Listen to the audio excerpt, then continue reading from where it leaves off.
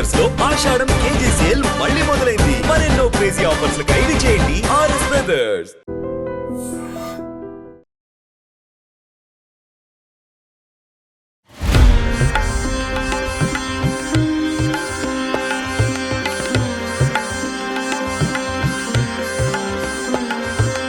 విశాఖ సాగర తీరంలో ఏర్పాటైన శ్రీ గరుడ అయోధ్య రామ మందిర నమూనా ఆలయ నిర్మాణాన్ని దర్శించుకోవటానికి వేలాదిగా భక్తులు తరలి వస్తున్నారు.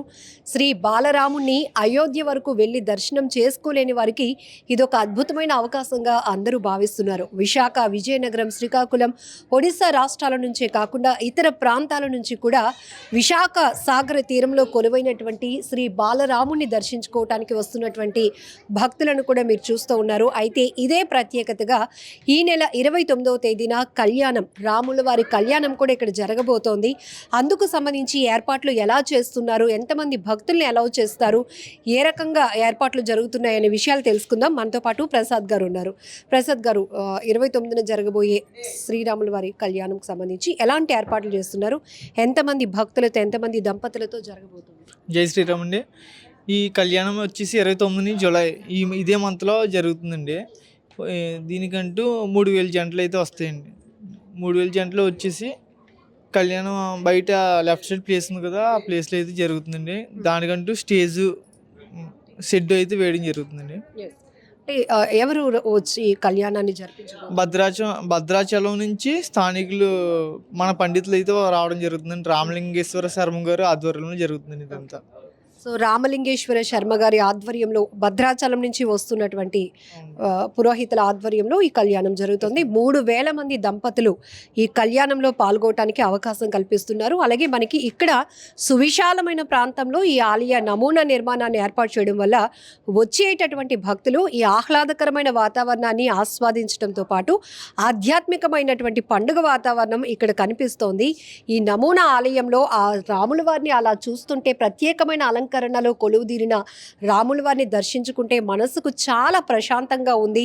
కోరిన కోరికలు తీర్చేటటువంటి కోదండ రామయ్యగా పిలువబడుతున్న ఆ బాలరాముని దర్శించుకోవటానికి ఎక్కడెక్కడి నుంచో ప్రయాసపడి వస్తున్నాం. ఈవెన్ ఫ్యామిలీస్తో కూడా మేము వెళ్ళాలి అనుకున్నాం, కానీ అయోధ్య వరకు వెళ్ళే అవకాశం లేని వాళ్ళకి ఇక్కడ విశాఖలో ఇలా అందుబాటులోనికి ఆ భగవంతుడే వచ్చాడు అనేటటువంటి ఒక ఆధ్యాత్మికమైన ఆనందం భక్తుల్లో కనపడుతోంది. సో 29వ తేదీన అయితే గనక కళ్యాణం జరగబోతోంది. దీనికి భద్రాచలం నుంచి స్వామివార్లు రాబోతున్నారు. కళ్యాణం జరిపించడానికి ఒక ఆధ్యాత్మిక పండగ విశాఖ వేదికగా జరగబోతోందని చెప్పొచ్చు. సో ఇప్పటికే 3000 మంది దంపతులు ఈ కళ్యాణంలో పాల్గొంటారు అనే అంచనాతో ఆ స్థాయిలోనే భారీగా ఏర్పాట్లు జరుగుతున్నాయి. పూజా సామాగ్రి ఇవన్నీ కూడా మీరే ప్రొవైడ్ చేస్తున్నారు? మనమే ప్రొవైడ్ చేస్తున్నాం. 29న అసలు వచ్చే భక్తులకు ఎన్ని గంటలకి కళ్యాణం ప్రారంభమవుతుంది, ఎన్ని గంటలకు ముగుస్తుంది? వచ్చే వాళ్ళు ఎలాంటి డ్రెస్ కోడ్ కానీ ఇలాంటివి ఏమైనా పెట్టారా? ట్రెడిషనల్గానే రావాలి మేడం. మగవారు అయితే ధోతి, లేడీస్ అయితే సారీ.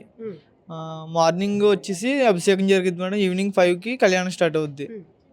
ప్రసాద్ గారు, ఇప్పుడు ఈ 29న జరగబోతున్న కళ్యాణంకు సంబంధించి విశాఖ నమూనా ఆలయం, అయోధ్య నమూనా ఆలయానికి అక్కడ జరగబోతున్న కళ్యాణానికి మాకు ఎలాంటి సంబంధం లేదని భద్రాచలం దేవస్థానం నుంచి ఒక లేఖ రిలీజ్ చేశారు. ఏంటిది అసలు ఈ వివాదం? యాక్చువల్గా ఇది మన వీడియోలో అయితే ఇన్స్టాగ్రామ్ ఇన్ఫ్లుయెన్సర్లో మనకు తెలియకుండా అయోధ్య ఆలయం నుంచి, దేవస్థానం నుంచి పండితులు వస్తున్నారు భద్రాచలం నుంచి. అలాగని రిలీజ్ చేశారు మేడం. దానికంటే టికెట్ ప్రైస్ 299 రిలీజ్ చేశారు. అది యాక్చువల్గా మనం అనుకున్న ప్రైస్, బట్ పెట్టాలని అనుకోలేదు. ఇంకా మీటింగ్ అవుతుంది మేడం ఇంకా దాని గురించి.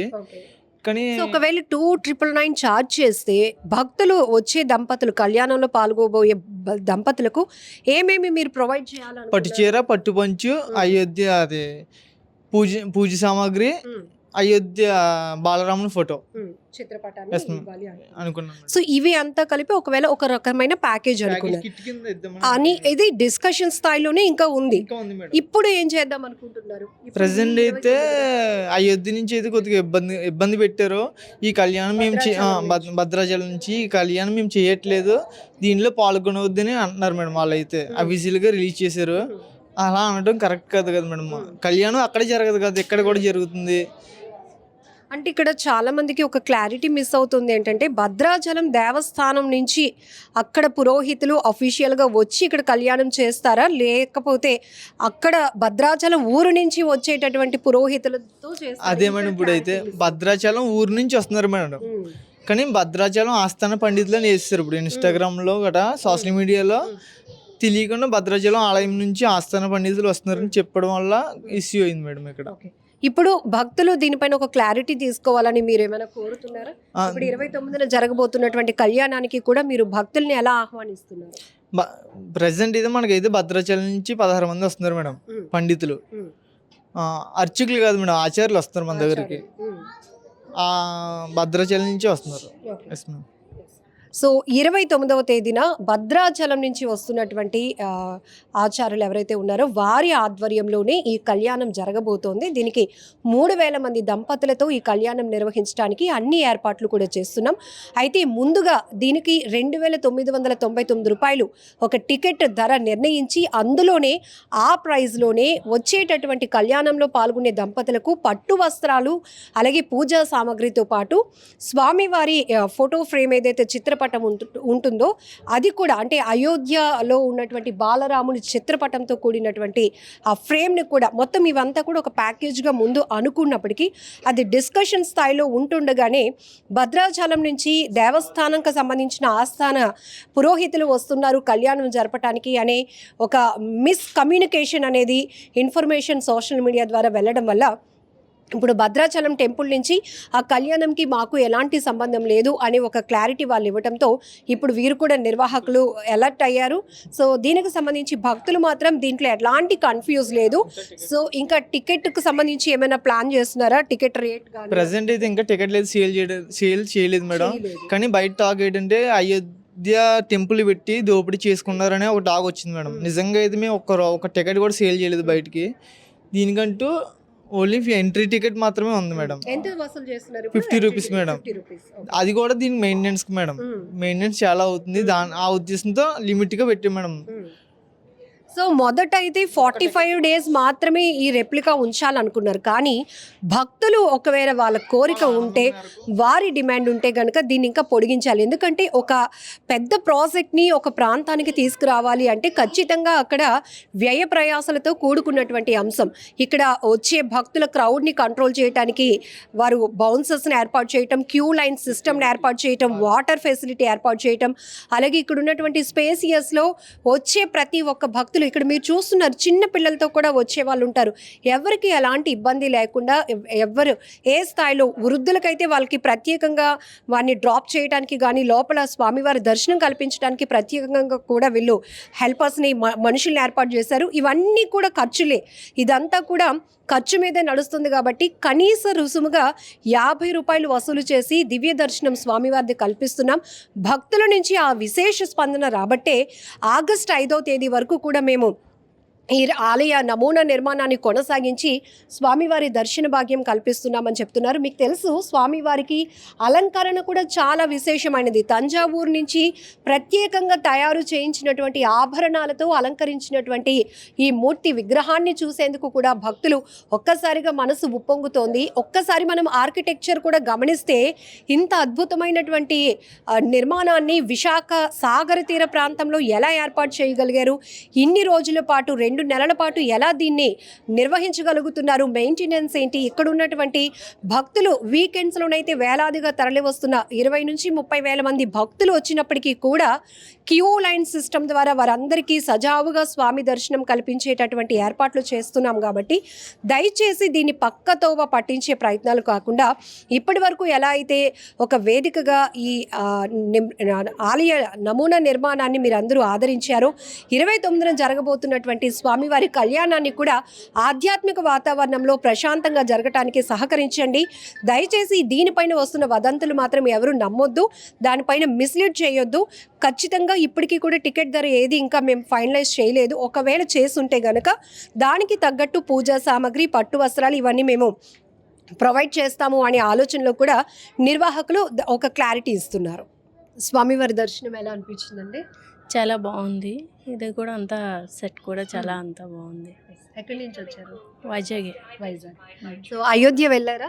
వెళ్ళలేదు. ఓకే, ఆ లోటు తీరింది అనుకున్నారు. తీయండి. చాలా మధ్యతరగతి కుటుంబ సభ్యులందరికీ అయోధ్య వెళ్ళకపోయిన వాళ్ళకి ఇక్కడ వచ్చి చూస్తే సేమ్ అతన్ని చూసినట్లే ఉంది. రామవారి మందిరం చూసి ఇక్కడ చూసినట్లే అనిపిస్తుంది. విశాఖ లాంటి ప్రాంతంలో ఇలాంటి నమూనా నిర్మాణం కావచ్చు, స్వామివారి విగ్రహం అలంకరణ ఇవన్నీ సాధ్యమవుతాయి అనుకోవచ్చు. అంటే సీకి దగ్గరగా ఉంది ఇలాంటి స్ట్రక్చర్. దానికోసం చాలా మంది ఒక డౌట్, దీన్ని ఆర్గనైజేషన్కి చాలా మనం హెల్పింగ్గా ఉందండి. చాలా బాగుంది. అందరూ ఇంతమంది పిల్లలతో అందరూ వచ్చి చక్కగా సకుటుంబం సదేవిధంగా వచ్చి చూసి వెళ్ళడానికి చాలా బాగుంది అనిపిస్తుంది. ఎంతమంది అండి ఫ్యామిలీ మెంబర్స్ వచ్చారు? 3 members. 50 రూపీస్ ఛార్జ్ చేస్తున్నారు కదా, దానికి వర్త్ అంటారా? ఓకే, ఇక్కడ ఏర్పాట్లు కానీ క్యూ లైన్ సిస్టమ్ చాలా బాగుంది. అంతా బాగుంది, ఏం పర్వాలేదు. అంటే దర్శనం చేసుకుని వెళ్ళిపోకుండా బయట స్పేస్ లో కూడా కాసేపు ప్రశాంతంగా కూర్చుని ఉండాలి. ఆహ్లాదకరమైన వాతావరణం ఉండడం వల్ల కుటుంబ సభ్యులతో అందరూ చక్కగా ఒక 5 నిమిషాలు 10 నిమిషాలు సేద తీరి ఈ బిజీ లైఫ్లో ఇక్కడ వచ్చి హ్యాపీగా గడిపి రామువారిని దర్శించుకొని వెళ్ళేటట్లు బాగుందండి. ఆర్కిటెక్చర్ నచ్చిందా నీకు? ఎట్లా అనిపించింది? ఇంట్రెస్ట్ కనిపించిందా? సెల్ఫీ తీసుకున్నావు మరి? ఇప్పుడు 29న కళ్యాణం కూడా చేస్తున్నారు. 3000 మంది దంపతులు. మనం భద్రాచలం వెళ్ళి ఆ కళ్యాణం చేసుకోవాలి అన్నా కూడా అందరికి అది పాసిబుల్ కాదు. బట్ ఇక్కడ బాలరాముడు మనకు అందుబాటులోనికి వచ్చారు కాబట్టి ఇక్కడే 3000 మంది దంపతులతో కళ్యాణం. అది ఈ ఏర్పాట్ల విషయంలో కావచ్చు, ఏమనుకుంటున్నారు? ఇది ఈ మధ్యన జరగాలంటారా విశాఖలో? జరగాలి మేడం, ఎందుకంటే ఇది చాలా ఇంపార్టెంట్. చాలా ప్రజలు కోరుకుంటుంది కూడా అదే అనమాట. దాని ద్వారా దాని నుంచి ఒక సాంప్రదాయం, కల్చర్, మనం వేసుకున్న వస్త్రధారణ కావచ్చు, పూజా విధానం, ఇవంతా పిల్లలకు కూడా ఒక నాలెడ్జ్. అంతే మేడం, అందరూ చాలా బాగుంది అని పిల్లలకు కూడా అందరికీ బాగానే ఉంది. పిక్చర్ డెవలప్మెంట్ అది కూడా వైజాగ్లో ఇలా పెట్టడం చాలా హ్యాపీగా ఉంది. చాలామంది వాళ్ళ ఫ్యామిలీస్తో వచ్చి ఇక్కడ చాలా హ్యాపీగా సేద తీర్చుకోవడానికి ఈ మన బిజీ మూమెంట్లో ఒక 10 or 5 minutes ఇక్కడ దేవుడి దగ్గర పీస్ఫుల్గా దేవుడిని చూస్తూ చుట్టూ సరౌండింగ్స్లో ఉన్న ఎన్విరాన్మెంట్ని కూడా ఎంజాయ్ చేస్తూ హ్యాపీగా ఉంటున్నారు. It's my suggestion for all people see in this busy life. So enjoyed a lot. చాలామంది ఇలా స్వామివారిని ఇక్కడికి అందుబాటులోకి తీసుకొచ్చారు కదా, ఇక్కడ సాగర తీరానికి దగ్గరగా కళ్యాణం లాంటిది కూడా ఏర్పాటు చేయండి అన్నారు. సో వీళ్ళు కూడా భక్తుల నుంచి వస్తున్న ఇంట్రెస్ట్ బట్టి ఇప్పుడు 29వ తేదీన 3000 మంది కపుల్స్ దంపతులతో కళ్యాణం జరగబోతుంది. ఇలాంటివి ఏర్పాటు చేస్తే బాగుంటుంది. చాలా బాగుంటుంది మేడం, చాలా బాగుంటుంది. Thank you so much. జై శ్రీరామ్. జై శ్రీరామ్. పిల్లలతో పాటు వచ్చారు ఫ్యామిలీ అంతా. సో విశాఖలో ఇలాంటి ఆలయం ఏర్పాటు చేయడం నాకు చాలా సంతోషంగా ఉందండి. దర్శనం చాలా బాగుంది. స్వామివారి విగ్రహం అలంకరణ చాలా బాగుందండి, చాలా బాగుంది. అయోధ్య వెళ్ళారమ్మా? వెళ్ళారు. అక్కడికి ఇక్కడికి ఎలా అనిపించింది మన వైజాగ్ లో ఇలాంటి ఏర్పాటు చేయడం? చాలా బాగుందండి. అలాగే ఇప్పుడు 29న కళ్యాణం కూడా ఏర్పాటు చేస్తున్నారు అని చాలా మంది భక్తులు అడుగుతున్నారు. ఇన్ని రోజుల పాటు ఇక్కడ ఏర్పాటు చేశారు కదా స్వామివారిని, కళ్యాణం కూడా చేస్తే బాగుంటుందని 3000 మంది దంపతులు పాల్గొనేలా ఏర్పాట్లు జరిగితే బాగుంటుంది అనుకుంటున్నారు. చాలా బాగుంటుందండి. అయితే